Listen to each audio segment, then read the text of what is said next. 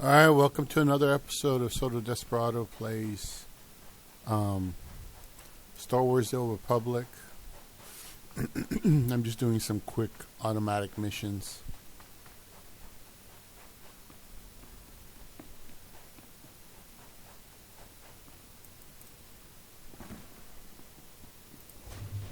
Repeat, this is Republic Survey Team 689 Mark 1.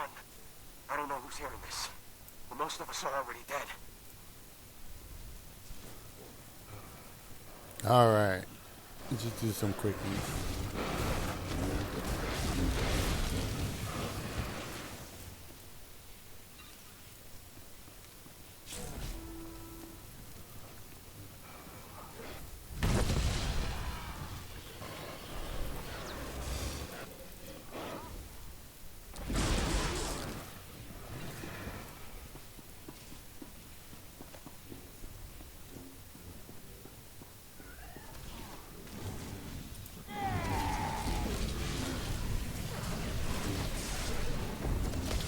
Hey, it's come for us. Well, they try to make converts. They worship some sort of Sith legend. I have to go. Our leader was a fool. The Republic sent us to this planet to learn, to see. And we have seen so much. We hear his voice in our minds.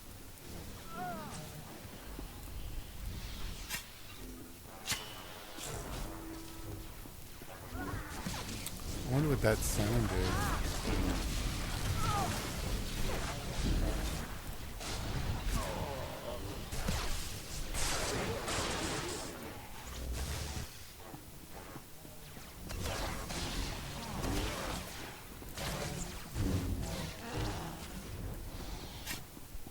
Are you a rescue mission? A cleanup crew? No matter. You will embrace his word, as we did.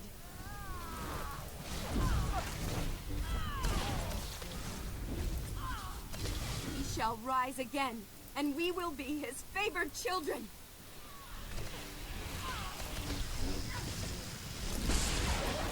You will never lay hands on his work. His servants have waited for 1,000 years. They will slay you and return to the stars.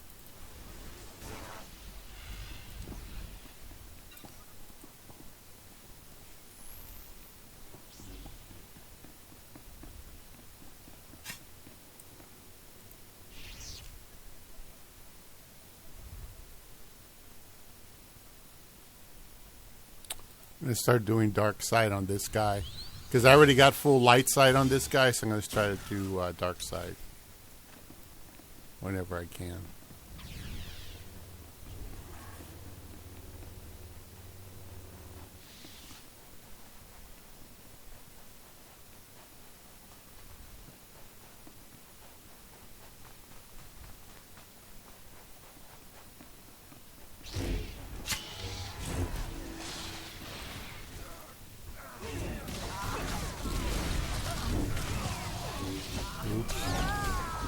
Damn it, I misplaced it.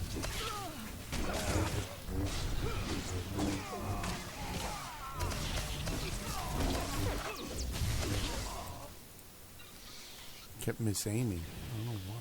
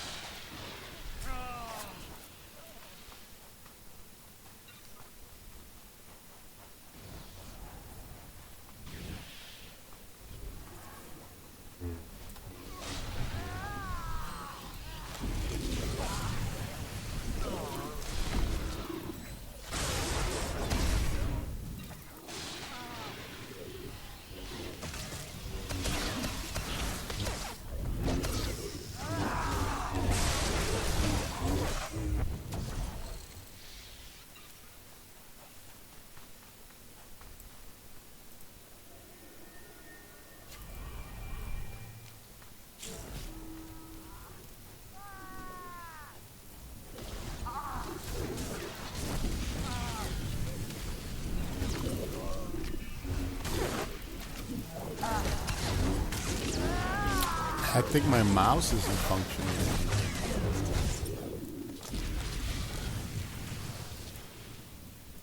Damn. It's like I can't. It's got to be my mouse screwing up or something. That's so weird.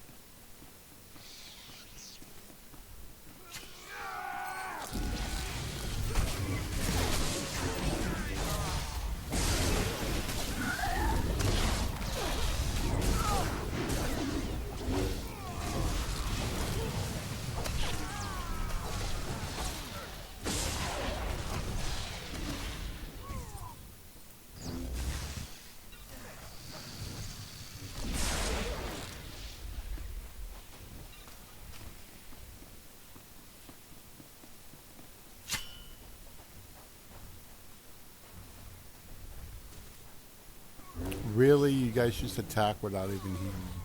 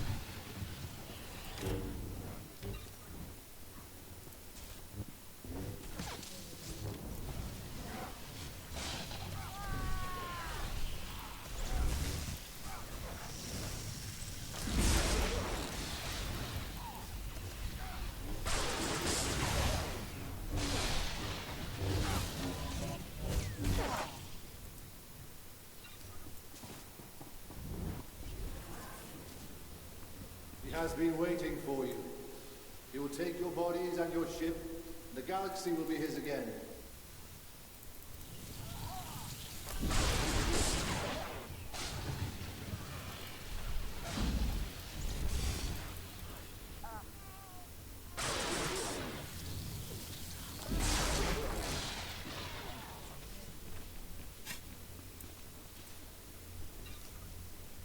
I speak in his name, the Lord of Heart and I.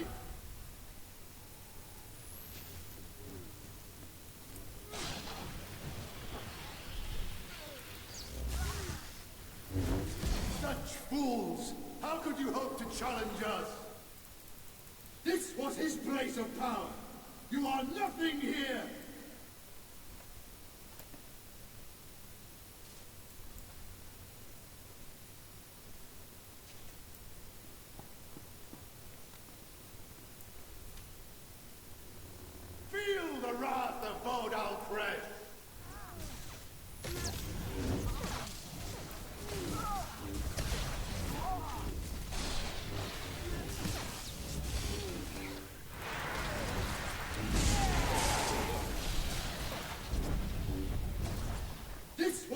place of power. You are nothing here.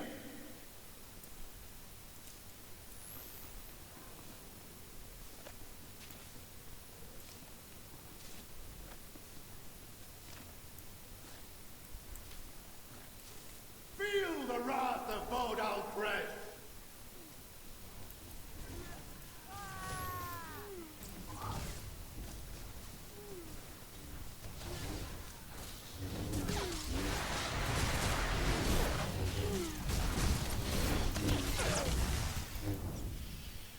This was his place of power. You are nothing here.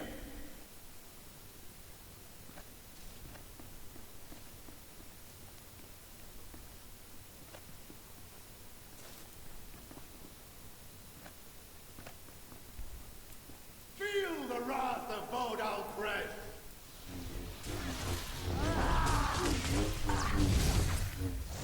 Rise in another 1,000 years.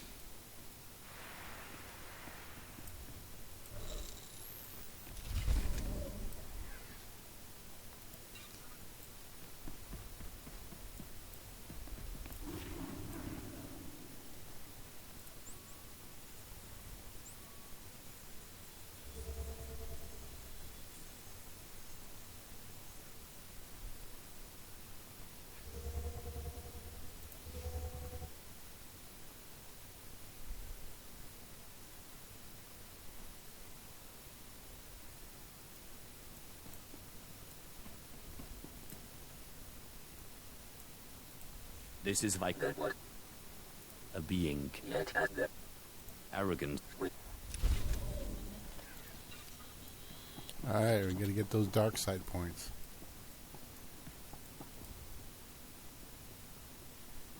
Alright.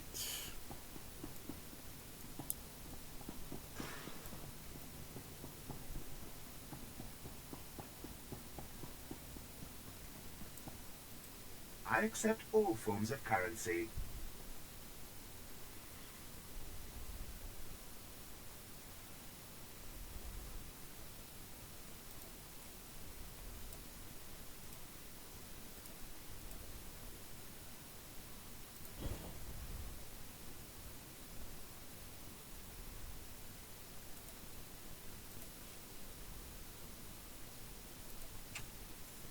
Thank you for your patronage.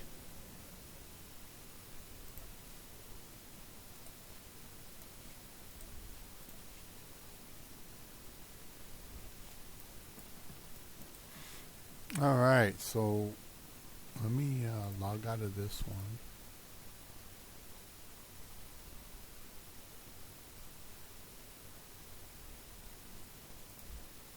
Go to my other one. Because I'm just blowing through. I'm blowing through the storyline on the Jedi. I'm just going as fast through it as I can. I'm not trying to do anything grandiose. You know, that way I get credit for the storyline on this server. I've been thinking about all my resources on the other server and just selling it out and maybe transferring one character over to carry all the stuff with me. That's what I was thinking. But anyway, let's see here. No, baby. These cats keep fighting. Let me go ahead and see if I can start a video. I have, what's it called? Taylor the Fiend. Single woman loses her mind because men aren't putting in effort anymore. I don't know who needs to hear this, but ladies, stop pursuing men. Guys will be like, oh, I love when a girl asks me out. No, you don't. Yeah, it's flattering. You like the attention and all of that, but you don't really want to be pursued. Dating is so confusing now. Men are like, well, I need some kind of consent. And women are so strong and independent that they're like, well, I should go after what I want. Like, yeah, modern dating is fucking weird. I love how modern women are so confused about modern day dating. You know, why aren't men pursuing us anymore? Why aren't men out here making it happen? Okay, and women like this are so damn confused that dudes have decided to opt out. but what is going on, guys? It is Taylor the Fiend back again with some more stupid videos, and on today's episode we are going to be kicking it off with a clip from this woman right here, who is essentially just losing her mind because now men are not doing the pursuing anymore, and also a lot of women these days are forced to do the pursuing, okay? And usually when women are doing the pursuing, just by the way, they are of course only doing it for the top percentage of men. The average man is completely invisible during all of this. But let's jump into this woman's unhinged rant and see if we can make some sense of it. Guys, don't forget to leave your thoughts and your comments. I don't know who needs to hear this, but ladies, stop pursuing men. Guys will be like, oh, I love when a girl asks me out. No, you don't. Yeah, it's flattering. You like the attention and all of that. Okay, so just by the way, this is women that she's describing. Have you guys ever noticed when women do these sorts of TikTok videos that they just portray all of the behavior that women do onto men? Oh, you don't pursue because you like to get free attention and free validation. Actually, it's women who are soaking up the free attention. It's the women who encourage dudes to make the first move, even though dudes have absolutely no interest in them. You know, we see the advice from women all the time, guys. Oh, if you want a woman to like you, just talk to her all the time. You know, be her texting buddy. Make sure you leave likes on her photos. Don't forget to drop a comment, right? But none of these people are actually typically interested in these men. What they're doing is they are soaking up free attention. Women literally designed this whole you know, dating for attention game. So I don't feel sorry for them when they're out here chasing some bad boy and he just won't ask her out and the woman has to make the move. I don't feel sorry for these women whatsoever. They literally invented this stuff. Men. Guys will be like, oh, I love when a girl asks me out. No, you No, don't. stop doing that, Yeah, baby. it's flattering. You like the attention and all of that. But you don't really want to be pursued. Dating is so confusing now. Men are like, well, I need some kind of consent. Oh my god. I love how she's, you know, using this kind of language here. cat's She gonna fall says down from there. men are looking to get consent, and she has this mocking tone on her voice. Yes, men have to make sure that there is consent there these days. You know, gone are the days where the man could be bold and make the first move and really go ahead and sweep you off your feet. Because these days, men are likely to catch a court case at some point or another. If they're out here, you know, just making moves happen and just sweeping women off their feet, for lack of better words, a lot of these guys end up getting in trouble. You know, women make false accusations all of the time these days, and I'm not saying that bad things don't go on, obviously, but what I am saying is that there have been a lot of times where men haven't done anything wrong. Maybe the women just regret sleeping with him, for example, or maybe she didn't appreciate his advance in the first place because he wasn't attractive. And then all of a sudden, this guy's social life is ruined, you know, his career can be ruined, and so on. So she might joke, haha, you know, men are out here seeking this consent thing. But this is what women asked men to do, by the way. This is what women said, hey, no means no. So men said, okay, not a problem. I'll go out there and make sure I have consent. And then, of course, this is now a problem for modern women. One of the best ways to ensure that you have consent is when the woman makes the move, but of course they absolutely hate doing that, don't they? And women are so strong and independent that they're like, well, I should go after what I want. Just by the way, no heterosexual man is really attracted to strong and independent women. Here's the thing about this whole strong and independent language. When women say that they're strong and independent, they don't really mean that they are strong and independent. What they really mean is, I'm a headache, and I'm incredibly, you know, I'm very masculine. I'm oftentimes a complete a-hole, right? Guys, I know men who are, for lack of better words, very, very strong and independent. They pay their own bills, they do everything by the book, and I have never once heard these friends of mine or these dudes just come out here and say, I'm strong and independent. Because the types of people who are saying that have attitude problems. You know what I mean? Like, yeah, modern dating is fucking weird. Everyone will agree with that, I think. But women still want to be pursued, and men still want to be the pursuer. Is that right? Men still want to pursue. Really? How's that working out for you? Because I'm sorry, didn't we open up this video by saying that women should never pursue men? But, you know, so we're talking about the lack of men pursuing here, but we're also simultaneously talking about how men apparently want to be the pursuer. Here's the thing, guys. I don't think that men mind pursuing women.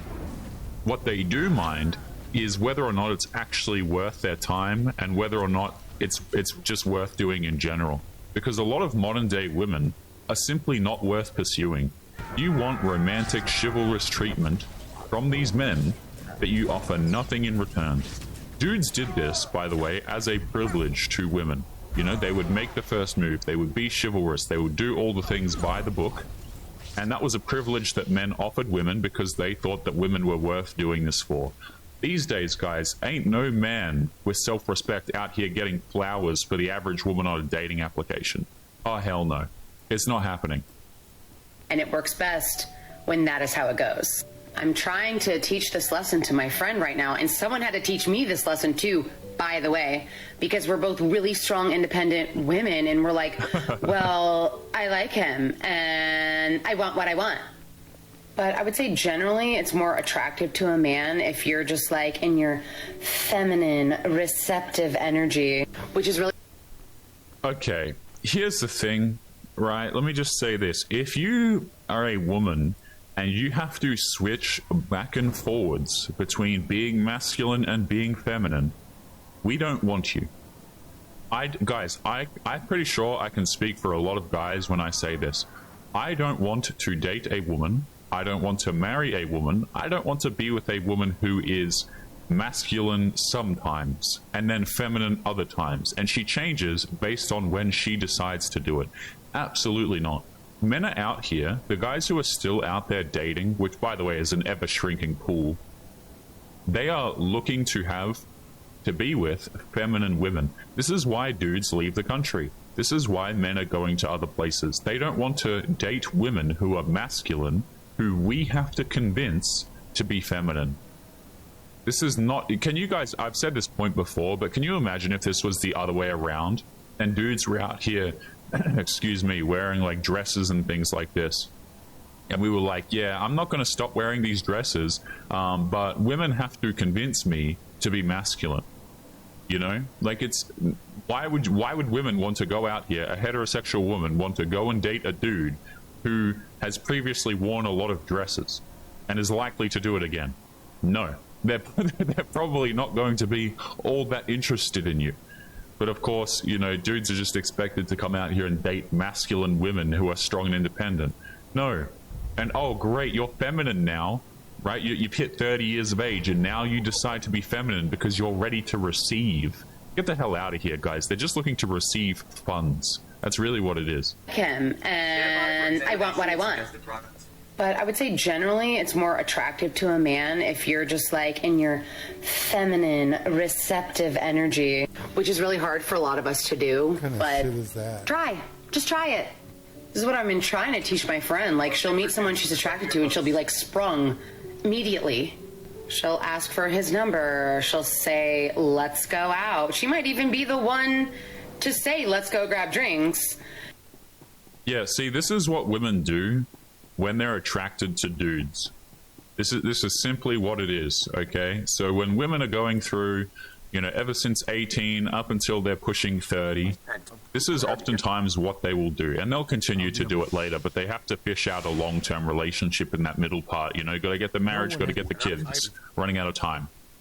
But usually, what women will do is they will just approach the men and they will make it super easy for men that they find attractive. This is why it boggles my mind, guys, when dudes are out here like, oh, you know, she took this long to reply to my text and, you know, I asked her out, but she wasn't super clear on her answer. What do I do? It's like she's not interested, man. These women make it so damn easy for the men that they're attracted to. You see what I'm saying? Like, they will absolutely make it happen if the dude is attractive enough to her. Now, the guy who has to put in more effort, he's got to be a good boy. You know, he's got to be contributing financially. He has to really work for her, guys. You have to pursue her. And this is the dating strategy of modern women. Some men, apparently, are required to court them for extended periods of time and invest them. But the other men who are attractive to them, which, but bear this in mind, guys, women are not attracted to the average man. Men and women have very different thresholds for what they find attractive in the opposite gender. Women are constantly looking at the top percentage. Dudes will take some woman around the middle and he could see himself, having bedroom fun with her or having a relationship with her. But for modern women, it doesn't really work the same. They pursue the men that they find attractive, which is typically the top percentage of them. One, to say, let's go grab drinks. She'll be texting first, all of that. And like sometimes she's successful in that pursuit, but it doesn't develop into anything more. Yeah, of course not. Right? Of course not. Because what ends up happening is the dude has his fun and then he bounces. He's not interested in having a relationship with you. I mean, obviously, these dudes who have options who you have to pursue in the first place, like, guys, women act like this is so confusing and it takes over a decade to figure out. It really isn't. Your father could have told you this in like 2 seconds. But oftentimes these women don't have a father figure.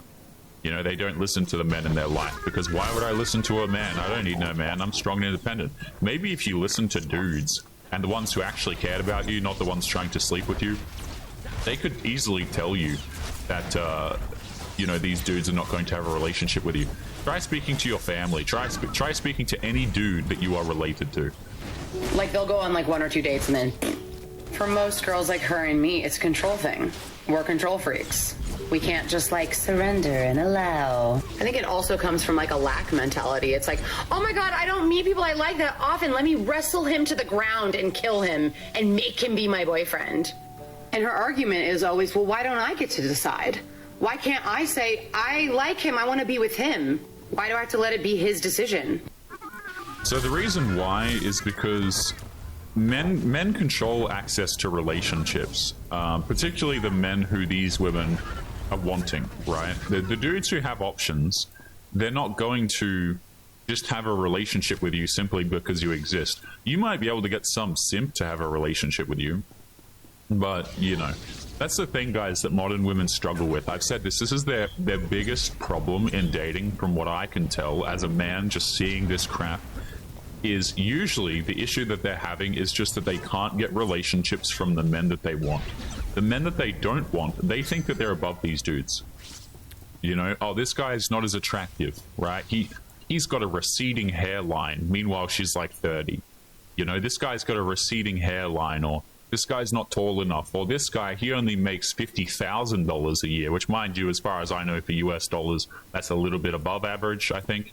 But of course, they're not interested in average men.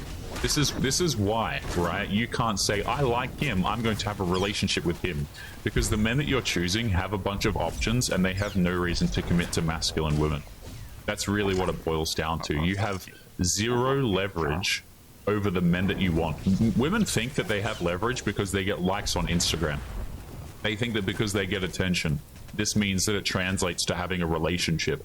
But getting bedroom attention, shall we call it, from men is not the same as getting a relationship out of them. And this is something that women are finding out the hard way. Why can't I say, I like him, I want to be with him? Why do I have to let it be his decision? And you're not. You get to decide if you want him to pursue you or not. And if he's not pursuing you, he doesn't want you. And obviously that's a hard pill for anyone to swallow. But if you're the one pursuing, then you never know how he feels anyway. So you're gonna be insecure regardless. Men want what they can't have. Oh my goodness. This is why you just don't listen to women for dating advice. Men want this, men want that. No, we don't. A lot of guys just want a feminine woman who's going to make his life more peaceful. Don't eat a bunch of McDonald's, be pleasant to be around, and you are essentially there for most men. Most men do not have the same list of requirements that women have. You don't need to be very highly attractive, okay? You don't need to go out here and make 100K a year. There's no particular height requirement that a lot of guys will enforce. Like, a lot of guys will prefer a woman who's a little bit shorter than him, as far as I know. That's what the studies reflect anyway, but dudes are not going to care that much about your height. We're certainly not going to really give a damn about your income. We're not going to give a damn about your education. We just want you to be pleasant to be around and not overweight. and you are essentially there. I think that dudes personally should have more requirements from women, but a lot of guys really don't. That's all that they're looking for. So when you get to 30 years of age and you still don't have a man, that is completely on you. Absolutely on you. It's not the dude's fault. It is your selection process and thinking that you deserve a lot better than you actually do.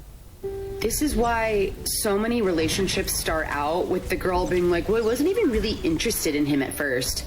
And the man had to jump through like flaming hoops in order to win her over. Yeah, because the woman was just like naturally in the position of being feminine and receptive on accident.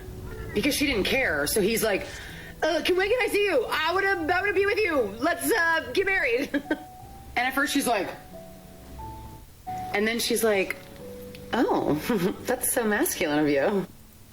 No. Let's back up here a second. So what's happening, right? What a great... This is a thumbnail expression and a half, isn't it?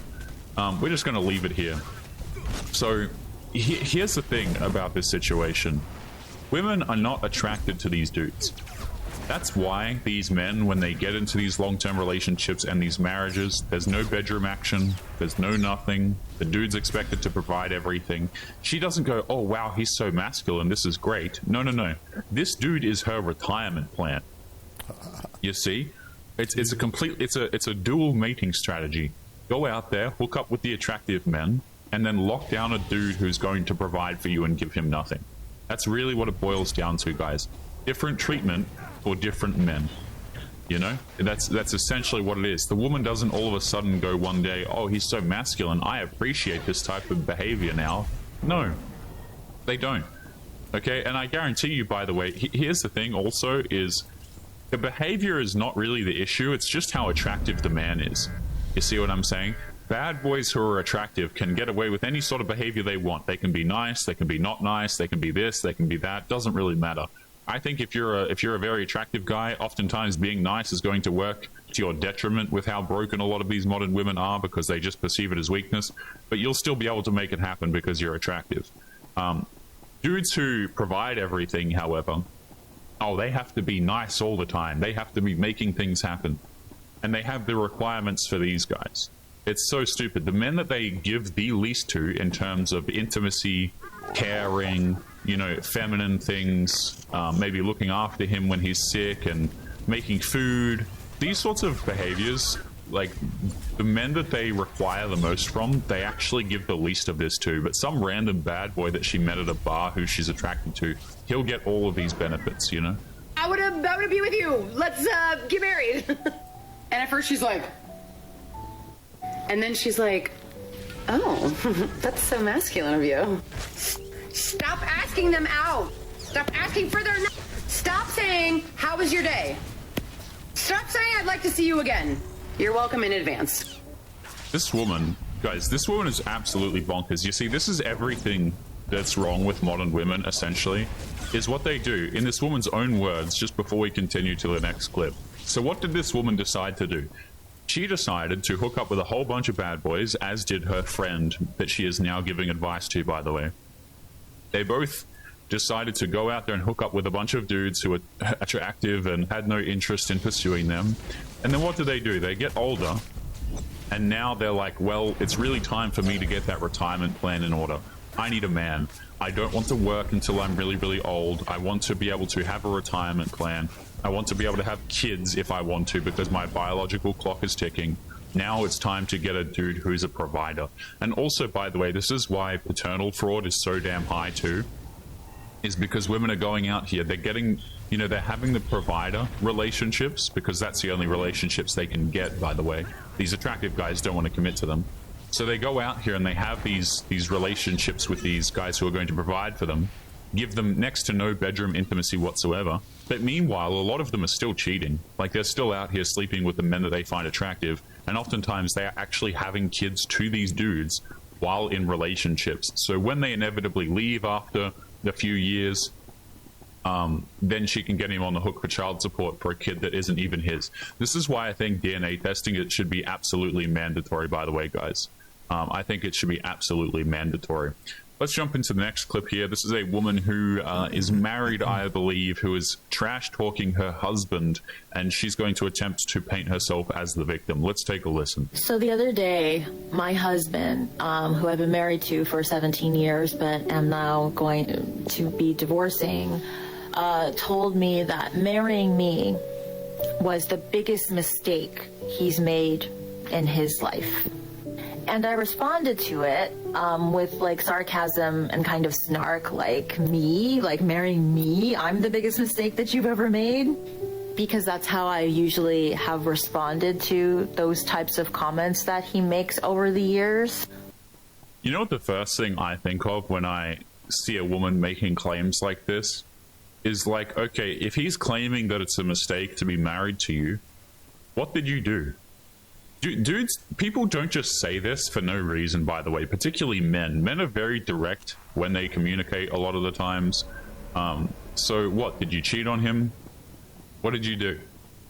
You know, because if the dude said he regrets marrying you, I mean, let's hear it. What is this in response to? What these women would have you believe is that these men are just making mean comments for no reason, and it's been pervasive throughout the entire relationship, and she just is in an unsafe position and the man is terrible. Guys, if you have ever been in, probably a lot of dudes can recognize this, if you've ever been in a relationship, oftentimes women do this stuff when they're looking to leave the relationship or they've left, is they just start lying about your character and trying to blame everything on you, like it's all just your fault. Unprovoked, you're an aggressive man, you say mean things, and so on. They're doing reputation damage to you, even if she could completely be the one who's a complete psycho. But later on, afterward, I kind of sat in my room and I actually cried. I cried about it. Like, Good. sobbed, actually. Good. Oh no, guys, she was sobbing and she was crying. Yeah, sorry, I have completely run out of sympathy, empathy, whatever you want to call it, for people who cry on the internet or say that they cry on the internet. Don't care, sorry. Afterward, I kind of sat in my room and I actually cried. I cried about it. Like, sobbed, actually. And I thought to myself that this is actually a good sign, because I have spent so many years in our marriage listening to comments like that. You know, you've ruined my life. You took all my money. You're the worst person. Oh, so we stole from the guy, did we? Is that what we did? You took all my money. You're the worst. See, what is this guy doing? Is he just making these random comments for no damn reason? Did you ruin his life? Did you take all of his money? Like, can we stop pretending that dudes are just out here and we're completely schizophrenic or something and we're just throwing around words for no reason? If you took all my money, you're the worst person.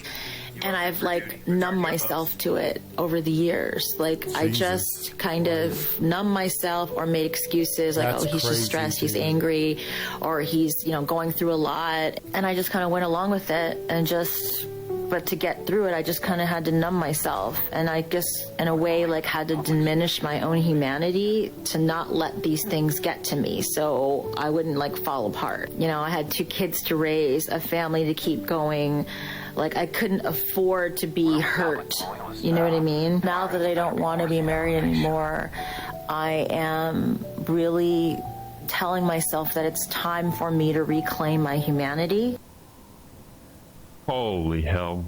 I'm so done. So what these women do is, this is the final evolution, right? So we had this woman back here, okay? And this is like pre-relationship with a simp, or going out there looking for some dude to have a long-term relationship with, right? And then this is afterwards, okay? So now we've been in a relationship for a while, and now we're looking for excuses to leave this guy. You know, like, again, guys, these women stay with these dudes for long periods of time, and so then they just have to make up something or, like, give a half truth about a situation that happened ages ago, blame the guy, and then just use this as their justification for leaving the relationship. You know, oh, he did this many years ago, or throughout the relationship, he did this. And let's just say the guy actually did that. First of all, a lot of the times it's not true anyway. But second of all, even if the guy did do, like, say, hey, listen, it was a mistake marrying you, maybe it actually was a mistake marrying you. Maybe she took his money. You know, maybe she did something. Maybe she cheated on this guy, and so on and so forth. Now, I don't think you should be with a woman who cheats on you. I don't think you should be with anyone who cheats on you, regardless of your gender. But you see my point. Women start to look for reasons that happened in the past, truthfully or not, to go ahead and divorce their husbands in the future. Right? We're digging up reasons, but don't worry, guys. She's going to be reclaiming her humanity. What is this language, by the way? When have you ever heard a dude talk like this? Yeah, I left my wife, man, because of these mean words she said many years ago. And I'm just here to reclaim my humanity. Like, what?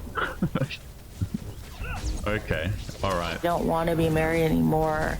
I am really telling myself that it's time for me to reclaim my humanity. Oh, you go, and that queen. means that there's going to be things that are going to be said to me that are going to hurt me, and I'm going to go ahead and like absorb that hurt. I'm going to feel the feelings. I'm not going to make excuses. I'm not going to intellectualize. I'm just going to feel it. Let my emotions freely flow. And if that means I cry, I cry. If that means I get angry, I get angry. I'm going to feel again. I'm going to be a human being again. And that's probably one of the things I'm looking forward to in this entire process is I just want to be a person again. You see, this is where I just start to like completely believe that so many modern women are just crazy, man, because they have no grasp of the English language. They're just throwing out words.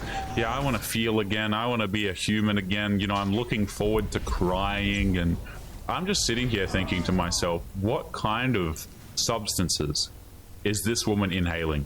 Like, what is going on for people, specifically modern women, to even talk like this in the first place?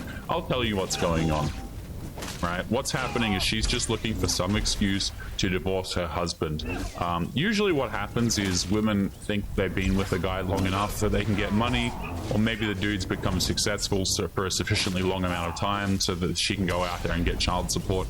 Usually what happens is when women are leaving situations like this, it's completely opportunistic, you see, right? Maybe if she left earlier, she wasn't in a position to get money, or if she did, it wasn't going to be that much. And this is what I'm talking about, where women are oftentimes, they're not treating their marriages like marriages till death do us part and so on. What they're essentially treating it like is a retirement plan, and then they're confused why modern day dudes are not approaching them and making things happen. You know, why aren't men trying to marry us anymore? Why aren't men trying to pursue us? And this is exactly why. This is what lies at the end of the road for dudes who are nice and do have everything by the book. She might claim that this is an awful, mean man, but me personally, I don't think that's the case. I think she's absolutely full of it.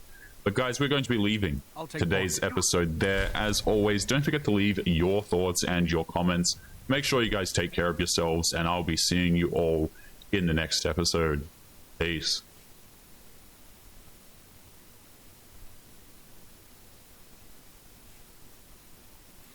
Let's see if, before I go and continue the mission, let me see if I can get another video on here without this thing screwing up. Okay.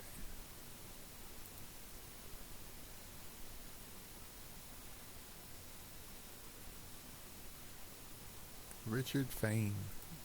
What's up, guys? Welcome back to the channel. Welcome back to another video. If you're stopping by the channel for the first time, please consider subscribing to my channel. And while you're at it, smash that like button for me. I really would appreciate it. Also, hit that post notification bell so that you're notified every time I upload a new video. If you want up to 15 free stocks, Moomoo is going to give you up to 15 free stocks when you open a new brokerage account. When you put $100 in that brokerage account, they're going to give you 5 free stocks. Surrender, Moff. Put $1,000 in that brokerage account, they're going to give you 15 free stocks. Limited time offer, guys. So don't delay. Act today. Get yourself down to that description box.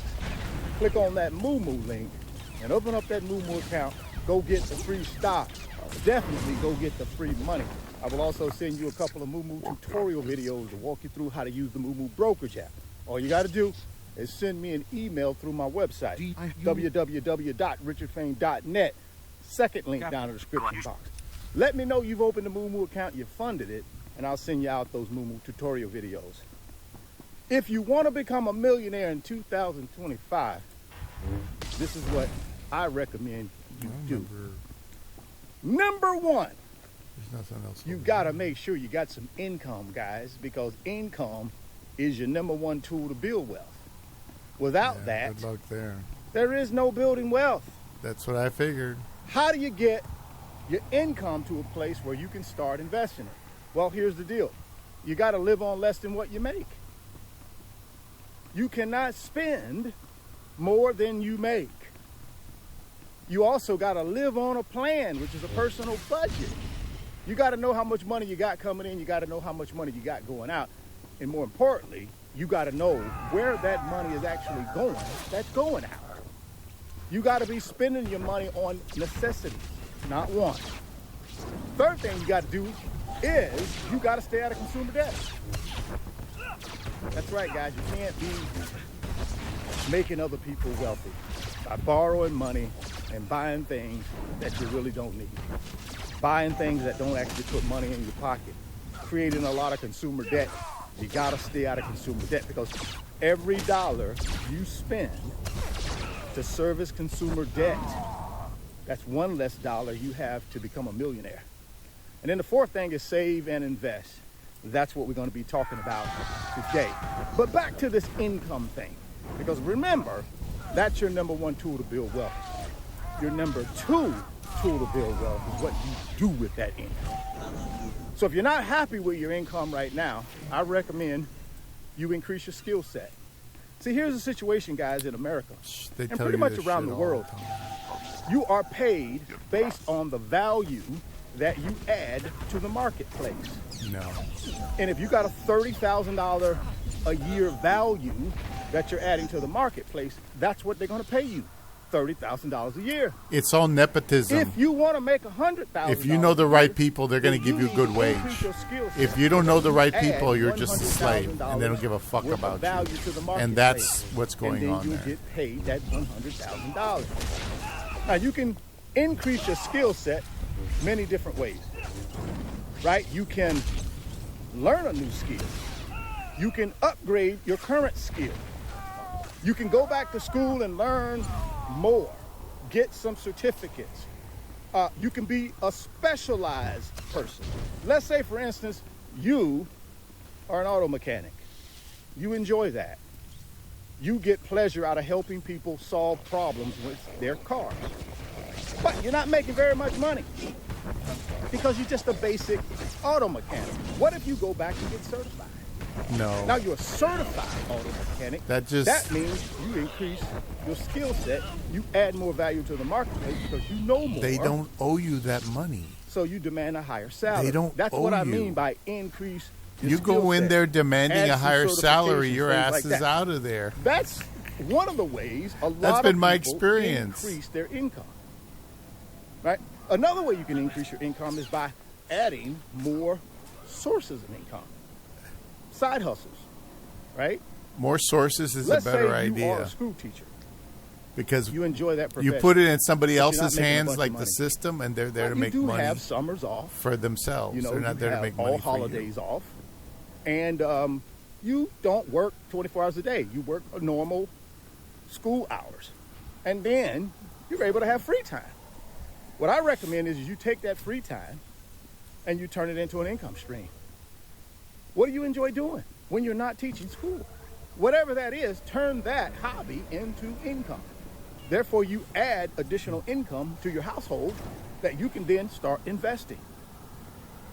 Now, the second tool, most important tool to build wealth, is what you do with that income, right? So once you make the income, then you got to be careful of where you spend the income and what you spend the income on, right? I can't be out here making $100,000 a year, but I'm spending $101,000 a year. You're not going to build wealth that way, guys. So you really got to sit down and look at your budget and make sure you're only spending money on things that you actually need, that are necessities to life. You got to just make sure you're doing that, so that way you're not spending money to make other people wealthy. And then you take that money every single month and you start doing what I call ABB, CPA, DCA. Let me walk you through those. ABB is always be buying. My goal every single month is to be in the stock market, whether it's up, whether it's down, whether it's sideways. Because I understand the stock market is a continuous bull market. And there will be good days, there will be bad days. But what history tells me, there will be more good days than there will be bad days. What's CPA? Well, the C stands for be consistent with my investing in the stock market. That's why I have to do it every single month, rain or shine. I gotta be consistent. That's part of the magic of compounding in the stock market, is I gotta be consistently putting money in. What does the P stand for? I want it to be passive. That means I want to be able to put my money in investments that don't require me to be the expert. I don't want to have to do anything. That's a passive investment, like a exchange traded fund or ETF. The ETF fund is the expert. All I got to do is put my money in and I can kick back and do nothing. I can be passive and the fund can be active, actively managing the fund. Report your ailments. And then what is A? That stands for automatic. I want to set up automatic investing, so therefore I don't have to manually make my investments every single month. I can do that through the Moo brokerage app. Like I said, that's down in the description box. First link, guys. Click on the Moo link. Open up that Moo. Stand by for examination and And then DCA. What does that stand for? Dollar cost averaging. And all that means is I want to take money every week, every month, and put it into investments over the long haul. DCA, dollar cost averaging, right? History tells me if I do that, I got a really good chance of building wealth through compounding in the stock market. Those three things, guys, coupled with you making your money and taking care of that money, will put you in a position in 2025, man, where you can become a millionaire.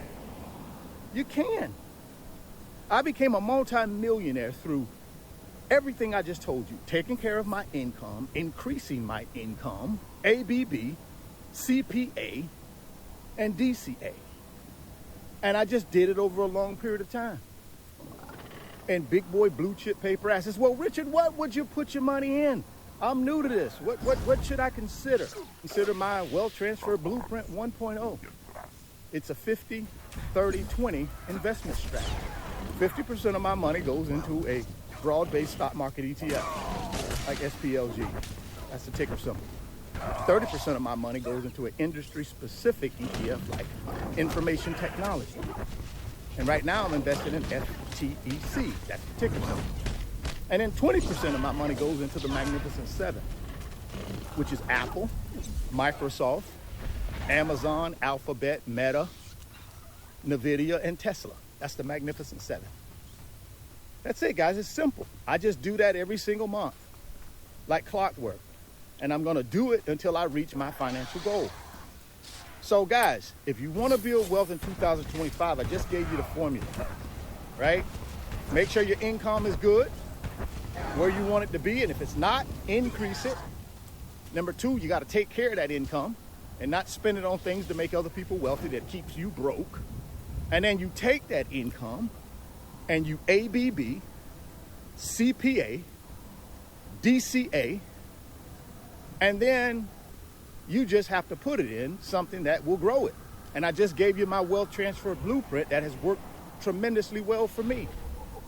50-30-20 investment strategy, traditional investing, buy and hold, big boy blue chip, long term. If you want more on that information, guys, what you got to do is go down to the second link and click on my website address. It'll take you over to my website. You'll be able to look at 10 big boy blue chip digital products that you can make an investment in yourself to increase your financial education. It'll teach you about the stock market. It'll teach you about investing in real estate with little to no money down. It'll get your mindset right. I got products for all of that. But the main thing I want you to consider is joining the Wealth Builders for 2025, because that's where we have 1,200 people in there who can help you build wealth.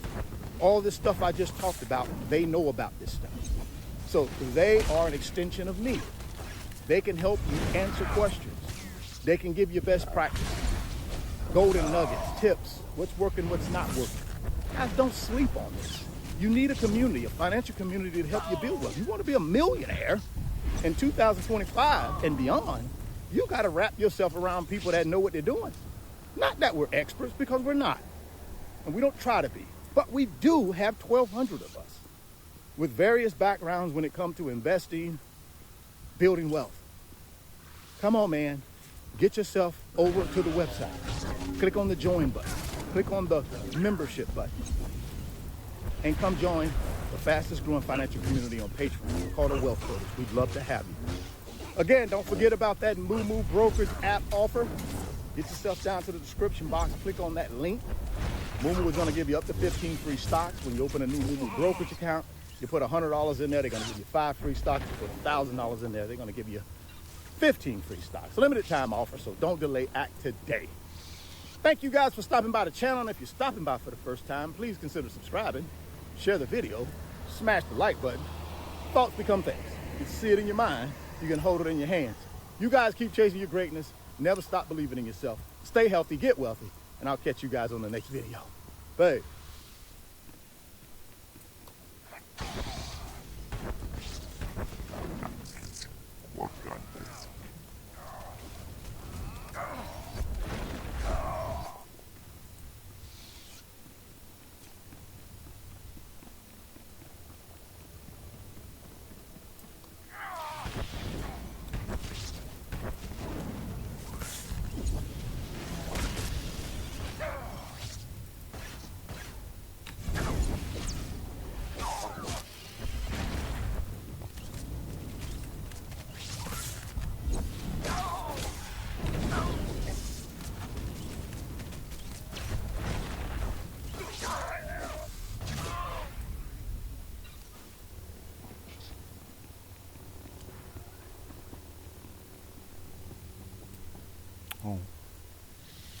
Before I start that, let me let's see if I can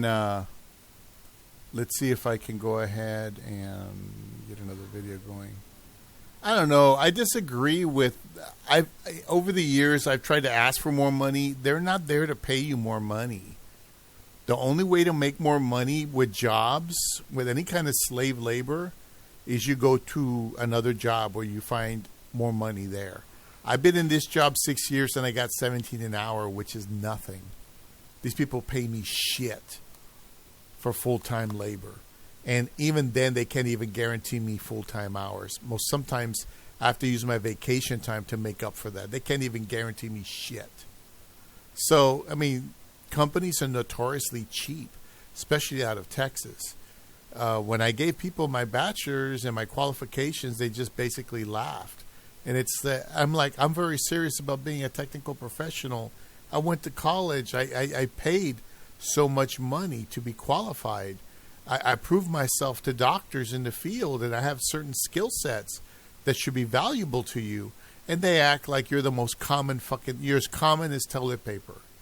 You're as common as fucking toilet paper that they used to wipe their ass. That's how they treat you. So when it comes to jobs, I am completely fucking against wasting your time trying to get promoted within a company. If you're going to do it, go from $17 an hour, try to find something $20 an hour, and then try to find something $25 an hour, and go up that way, and just dump the companies. Nowadays, if you give them a 2 weeks notice, they'll terminate you early and fuck you over.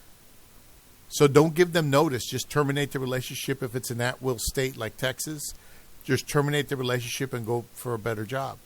I am physically ill, so I need a nice work-home job. I have medical issues that won't allow me to be driving around all over the fucking place, being super active. I can't be super active anymore. I can barely take out the fucking trash out of the apartment. You understand?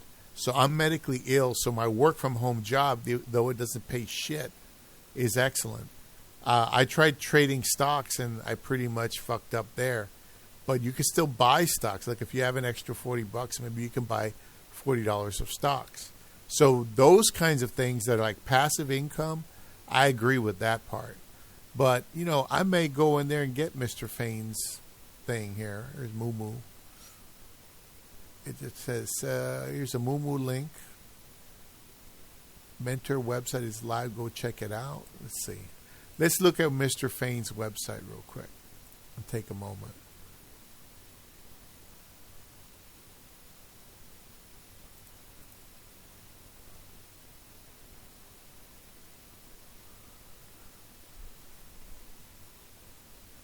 Real estate investing, stock market investing, credit repair, and more.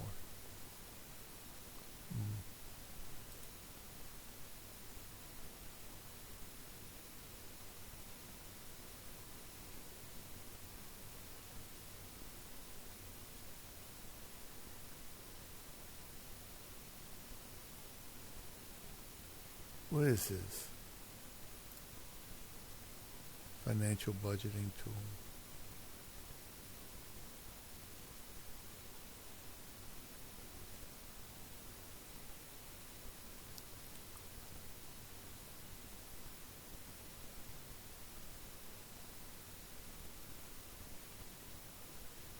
Oh, that's if you don't even know how to make a fucking budget.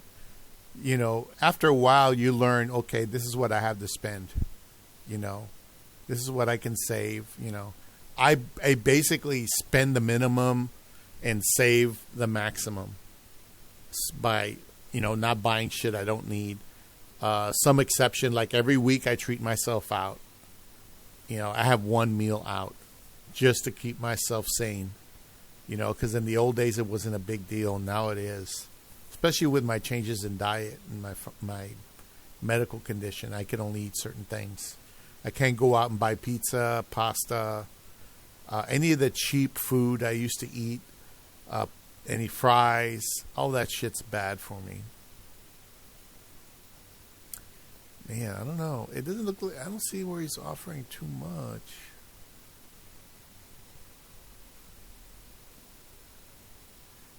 What he's really offering is some advisory things. There's some financial tools. You'd have to become a member. I bet you there's a monthly fee. But I don't see it there. Well, let me do this. See how much it is. Become a member.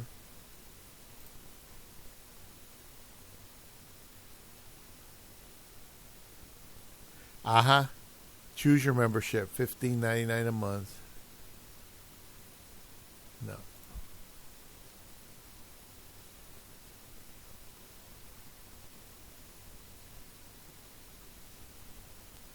Okay.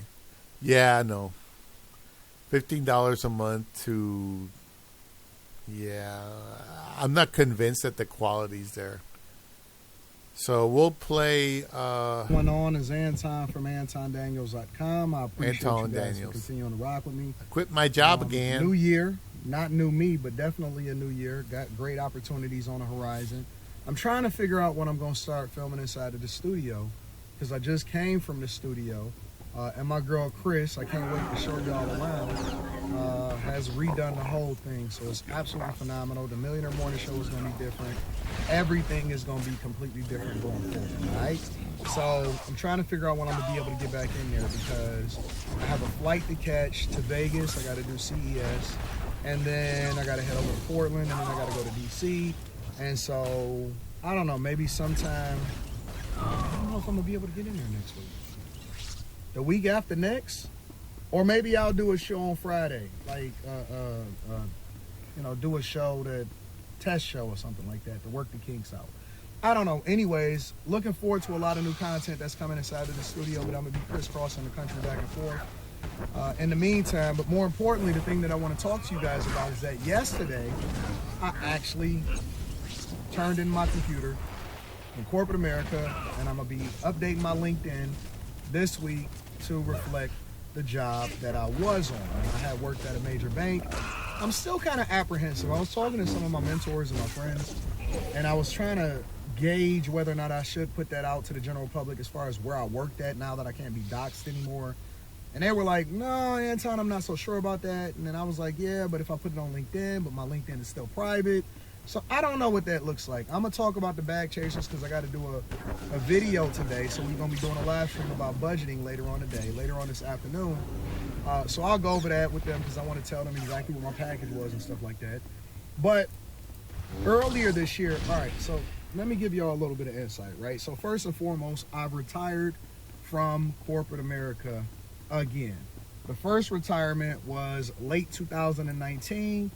I had retired from corporate America. My businesses was doing really well. I had made a lot of money, and it was around the time that I started to show a little bit of money because, you know, I had broke out. I had did really well for myself, and I believe I was 37. Yep, 37 years old. I had retired, and so I thought that I was just going to be going to Pistons games and season tickets and sitting on the floor and just having a good time, and that was going to be the end of things, right? And so what really wound up happening was the pandemic hit, which kept us all in the house. And then I moved to Miami. I took me and my family down to Miami, and we lived there for 4 months after the pandemic hit because Florida was still open relatively.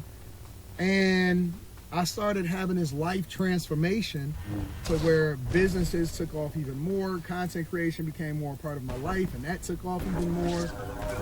And then a friend of mine, I was enjoying, you know, just living my life, La Vida Loca, retired from corporate America. A friend of mine, or a colleague that I had did business with before, asked me to come in and check out what was going on. And this was, you know, some time later, you know, I think well over a year or 2 years later, or a year and a half later. A friend of mine had asked me to come in and check out what was going on with a company that he worked at because they wanted to implement some new UX practices and things like that and build out a team versus doing contractors, right? And I'm gonna give you all the whole story because I want you to understand what the mindset is that came along with how I got to this point in the first place. And so I went in and I was just coming in to kick it with him and visit him and see what was going on. I never had any expectation whatsoever in joining that company or joining that bank, which I now am retiring from. And I was just telling him and giving him some direction because he, you know, had came in as a C-suite executive, and I was giving him some direction on how he should build out the practice and stuff. And so he was like, all right, basically, Anton, name your price. What is it going to take to get you back in the game? And I'm like, heck no. You know what I'm saying? I don't have the capacity. There's no way in the world that you can convince me that it makes sense. And why would I ever do that? Because I already got a whole lot of stuff going on and a lot of motion happening in other places that I didn't expect to have this much motion in. I had expected to just focus on my daughter, going to her taekwondo events, going to the Pistons games, and then casually running my businesses that was doing well because I had made enough money for myself to where I haven't, you know, basically I never had to worry about money again. And we wind up negotiating, and the part of the negotiations was I didn't want a huge base salary. I wanted more motion when it came to equity, and so I talk about this inside of the Bag Chasers and Patreon and how it is that you're supposed to negotiate your packages once you get to a certain level. And so I wanted to focus more on the long-term equity. I wanted to focus on the bonuses. I wanted to reduce the amount that I was going to take as far as base salary. And more importantly, I didn't want to have to be required to go into the office. So even though I was going to the office here and there, I didn't want to be required to do that because it was going to affect what I had going on with it, you know, when it came to content creation. So long story short, I wound up taking that position, and it was a very, very fruitful relationship. I had only expected to be there for a year, year and a half. I wound up being there for roughly, I think, about 3 years, if I'm not mistaken. And I made a ton of money, and I had a ton of equity, and everything went well. And every year I would think to myself, I met the threshold for getting my equity and my bonuses and everything like that. I'm about to get out of there. And then they would incentivize me to stick around and say, okay, well, look, we're going to give you this, we're going to give you this, we're going to give you this. Fast forward to this year, I have been thinking about, okay, so this is the year. I really don't have the capacity to continue to do this. And also, more importantly, they're starting to require for people to come back in, and that wasn't a part of the deal. So I plan on retiring this year again. And so I had planned on quitting. And then right around the time that I had started to craft what my exit strategy was, we sold a part of the business that allowed for us, or that we built up over these last few years.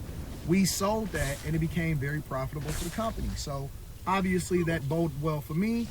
And part of the conversation was, okay, Anton, do you want to now move into a different department and kind of play that role there and transform what we did over here to this? Now, I will also say that my friend that brought me in, he wound up moving over into a different company because obviously as I teach, they pay you more to leave as far as the companies that you then, are recruited from.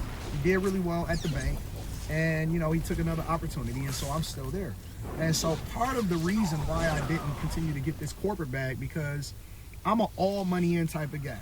When I first took this position and I announced it on YouTube, people were saying that, oh man, you a sucker, I can't believe you working a corporate job.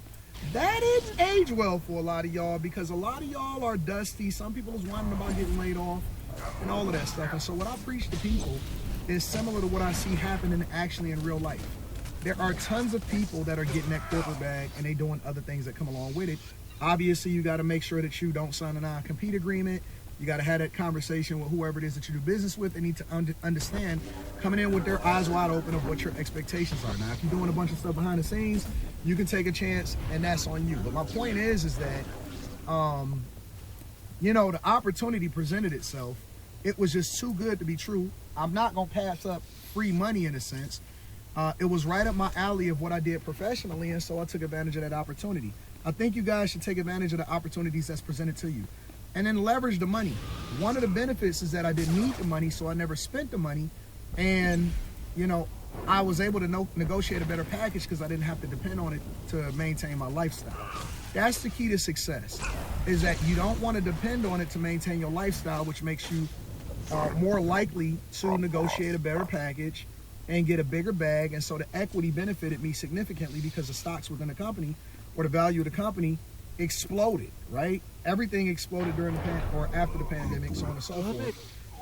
And then in addition to that, I was able to stay on longer than I expected to, because it made sense for my lifestyle. I didn't have to upend anything, and I was able to continue to work from home for the majority of the time, and then go into the office because I was able to manage a good team and put together a good team.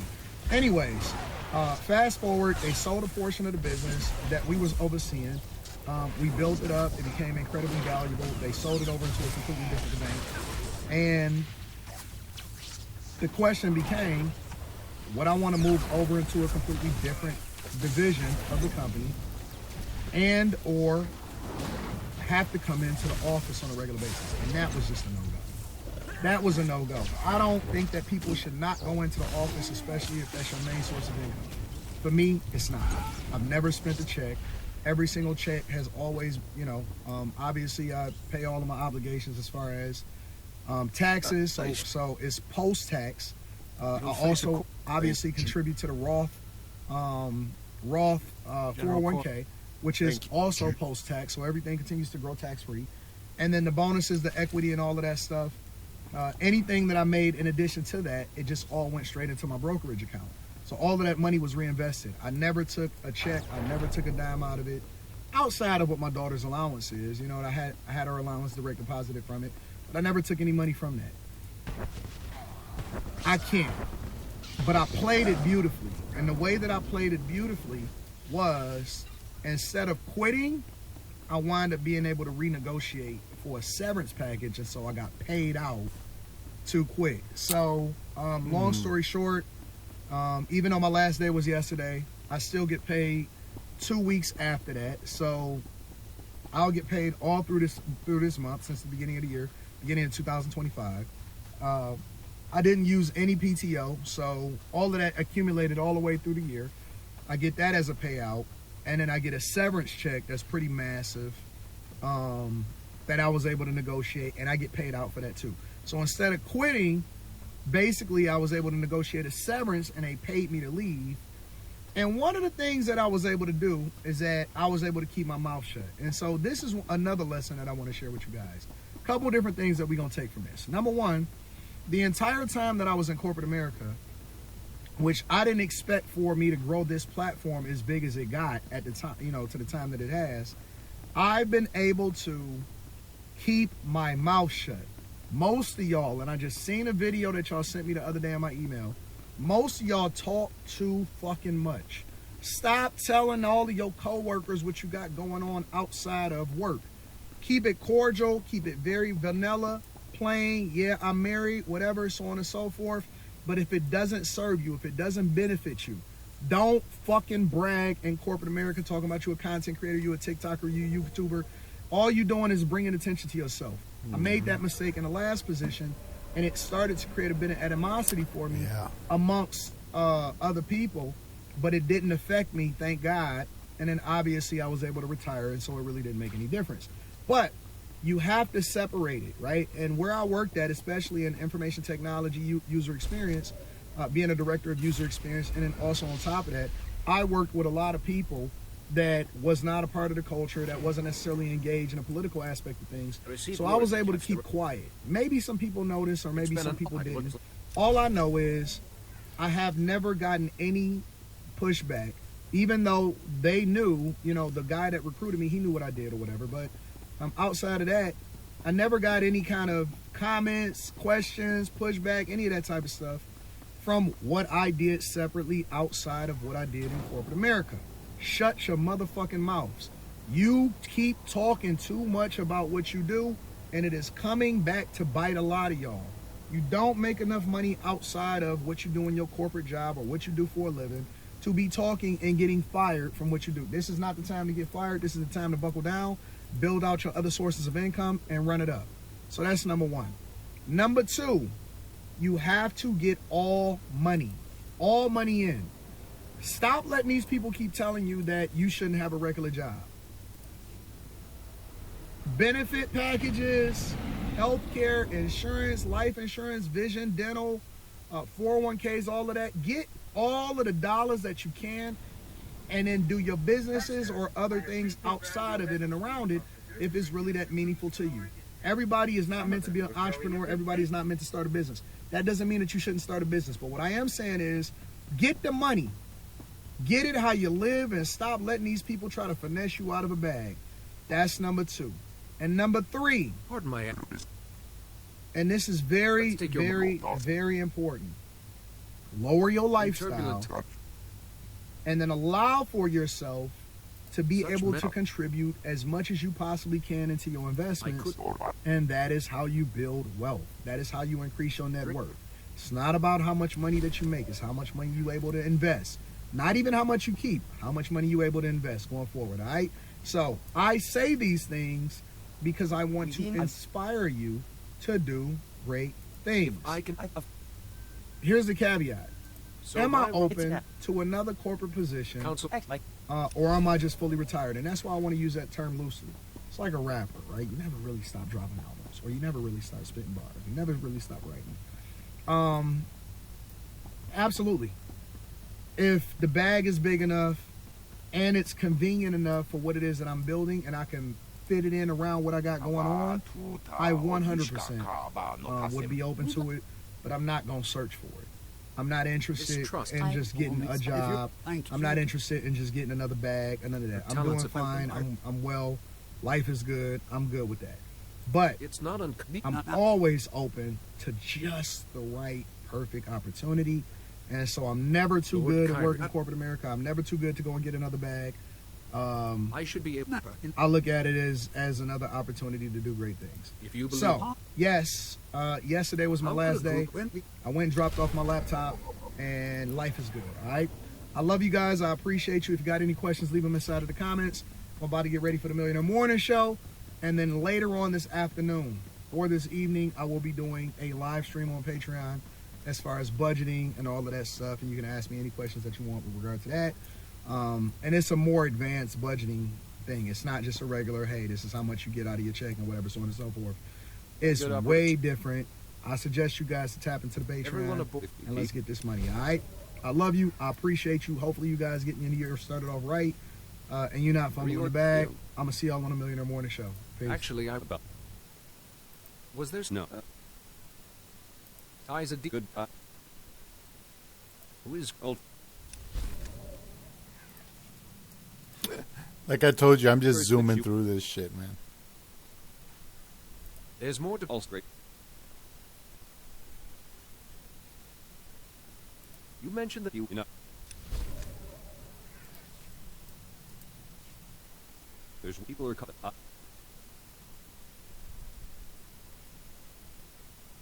So how do you make your own pocket?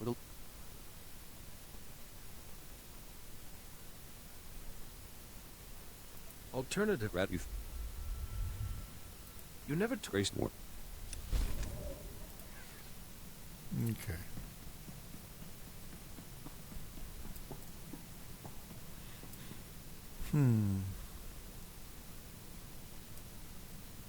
Oh, Jesus. We gotta go do Hoth.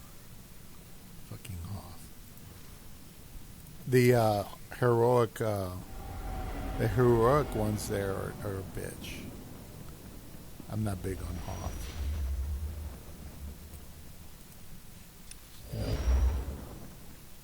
We're just getting clearance for Hoth, Jedi. Won't be a minute.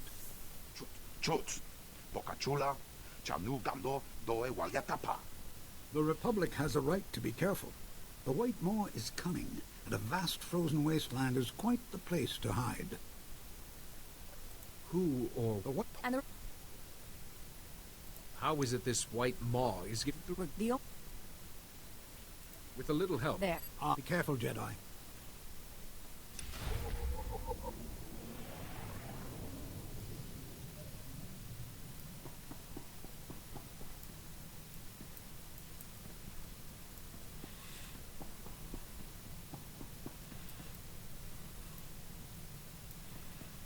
Oh.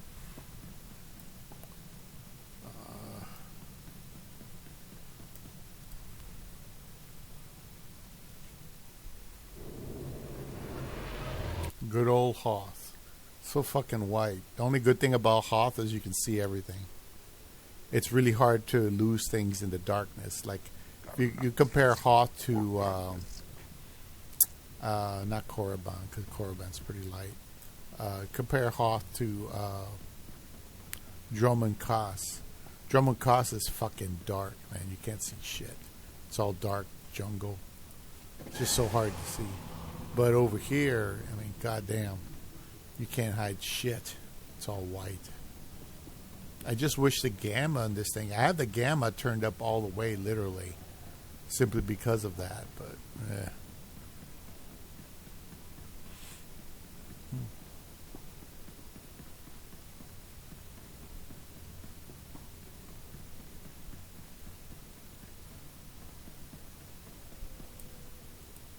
Going to Hoth match. I've never even heard. Really? What's Val? okay.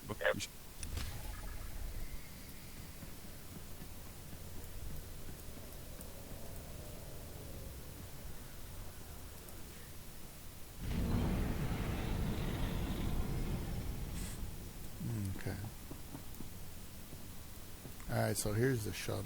Don't want to forget where the shuttle is. Jeez.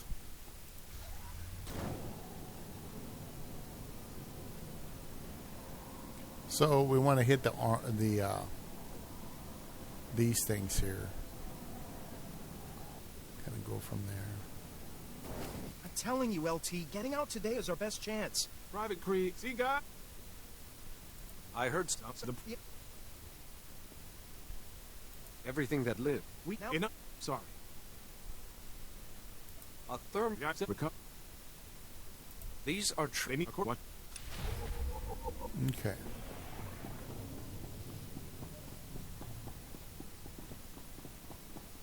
Blah, blah, blah, blah.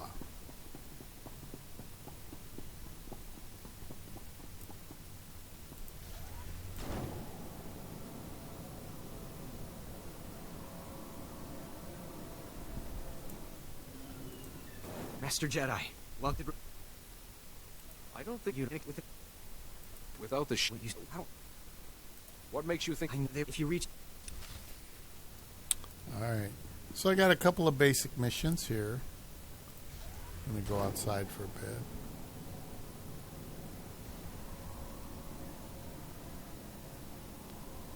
See, it's all white. Can't hide a goddamn thing. It's crazy.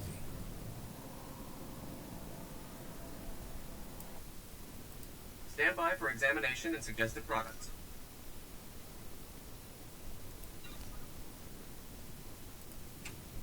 You are fit for duty. Return to your post. Alright, so I'm going to stop the video here, take a small break. Then I'll probably come back and continue the story. We'll play some more videos. Thank you for watching.